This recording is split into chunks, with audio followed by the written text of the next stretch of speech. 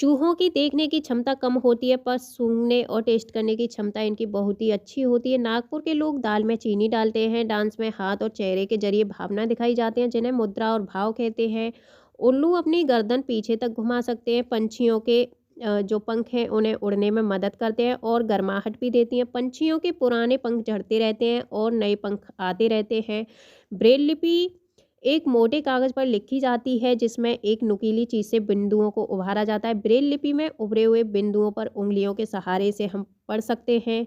Braille लिखावट उन लोगों के लिए होती है जो आंखों से देख नहीं सकते। वह उन्हीं बिंदुओं को छू करके समझते हैं कि क्या लिखा हुआ है। ब्रेल लिपि लुइस ब्रेल जो कि फ्रांस के थे, इनके नाम पर इस लिपि का नाम रखा गया। लुइस ब्रेल की 3 साल की उम्र में किसी दुर्घटना से इनकी आंखों की रोशनी चली गई। लुइस ब्रेल की पढ़ाई में रुचि थी तो वह पढ़ने लिखने के लिए विभिन्न नए नए तरीके सोचने लगे। उन्होंने जो तरीका निकाला बाद में उसे ब्रेल स्क्रिप्ट के नाम से जाना गया। यह स्क्रिप्ट 6 बिंदुओं पर आधारित होती थी। अब इस स्क्रिप्ट को कंप्यूटर के प्रयोग से भी लिख सकते हैं। अगर आप बच्चों को ब्रेल स्क्रिप्ट के बारे में बताएंगे और समझाएंगे तो वह उसे अच्छे से समझ पाएंगे। शुरुआत में बर्तन पत्थर या चिकनी मिट्टी के बनाए जाते थे। श्रीनगर में प्रसिद्ध कहवा चाय बनाई जाती है। डल लेक श्रीनगर में है। शिकारा नाम की नाव जो है इससे टूरिस्ट डल लेक में एंजॉय करते हैं। हाउस बोट श्रीनगर में पाई जाती है। पंछी कीड़ों को खाकर फलों को कीड़ों से बचा लेते हैं। बज्जू नामक गांव राजस्थान में है। मैप को समझने के लिए सिंबल्स की समझ होना जरूरी है। रीयूज वाटर के बारे में डिस्कशन करने से बच्चों में जल संरक्षण के प्रति जागरूकता आएगी। हांगकांग में सांप खाए जाते हैं। इसके सूप को लिंग हु फेन कहते हैं। कश्मीर में सरसों के तेल में मछली को पका करके खाते हैं जबकि गोवा में नारियल के तेल में मछली को पकाया जाता है। टेपियोका एक प्रकार का फल है जो केरल में उबाल करके खाया जाता है।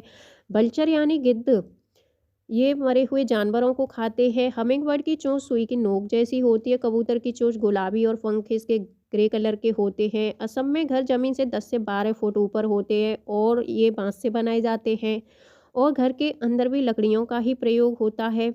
असम में घर को ऊंचाई पर बनाए जाने के कारण ये है कि असम में बारिश जो है बहुत होती है जिसके कारण घर में पानी भरने का खतरा बना रहता है। मनाली में पत्थर और लकड़ी दोनों से ही घर बनाए जाते हैं और यहाँ बारिश के साथ साथ बर्फ भी पड़ती है। राजस्थान में मड जो कि एक प्रकार की गीली मिट्टी होती है इसके घर बनाए जाते हैं और छत झाड़ियों से बनी हुई होती है। राजस्थान के लोग टैंक को टका भी कहते हैं। राजस्थान के लोग अपने घर के आंगन में गड्ढा बनाते हैं। राजस्थानी लोग छत को ढलानदार बनाते हैं जिससे वो बारिश के पानी को इकट्ठा करते हैं और उसका उपयोग अपने दैनिक जीवन में करते हैं।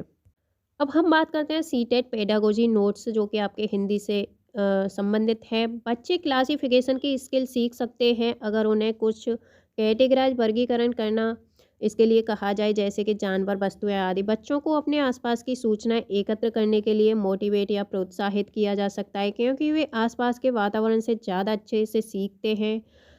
बच्चे को प्रकृति के ऑब्जर्व करने का अवसर दें ना कि केवल कक्षा में ही प्रकृति के बारे में बताएं। प्रकृति के बारे में सक्रिय प्रतिभागी होने से उनमें प्रकृति के प्रति प्यार और जागरूकता भी बढ़ेगी।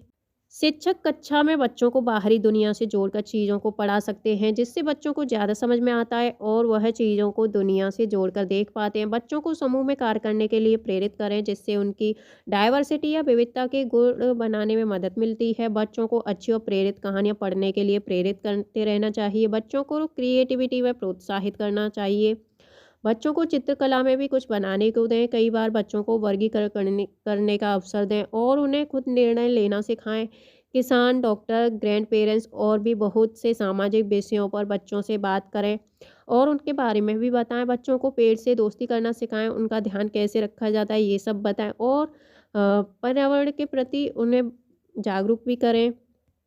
बच्चों को अपने देश की संस्कृति, रीजनल सॉन्ग, नृत्य ये सभी विषयों की जानकारी दें और उनमें ज़्यादा जानने की उत्सुकता को जगाएं। बच्चों को आसानी से यूज होने वाले रिसोर्सेज के बारे में बताएं और उनको बढ़ावा दें। बच्चों को उनके एक्सपीरियंस से जोड़कर चीज़ों को समझाएं। बच्चों को खुद को एक्सप्रेस करने का मौका दें। बच्चों से जेंडर इशू पर डिस्कशन करें और उनको इस सब के बारे में भी बताएं। बच्चों को पंछियों के बारे में बताएं और बच्चों को मैप पर जगह कैसे ढूंढना है ये सब सिखाएं। मैप कैसे देखना है उसकी जानकारी दें, बच्चों को बताएं। जैसे गेम में नियम होते हैं या बनाए जाते हैं, वैसे भी अपनी ज़िंदगी में भी अच्छे नियम बनाएं और उनका पालन भी करें। बच्चों को फूलों के बारे में और उनको कैसे पहचानना है और उनकी विशेषताओं के बारे में भी बताएं। बच्चों को पर्यावरण और समाज में होने वाले परिवर्तन के बारे में बताएं।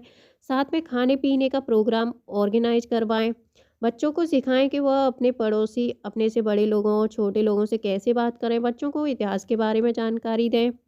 बच्चों को सुरक्षात्मक नियम सिखाए जाने चाहिए, जैसे आग से कैसे बचना है, इस सब के बारे में जानकारी दें। बच्चों को प्रतिशत का प्रयोग आम ज़िंदगी में होने वाली चीज़ों के माध्यम से बताएं, जिससे वह उसे आसानी से भी सीख जाएंगे।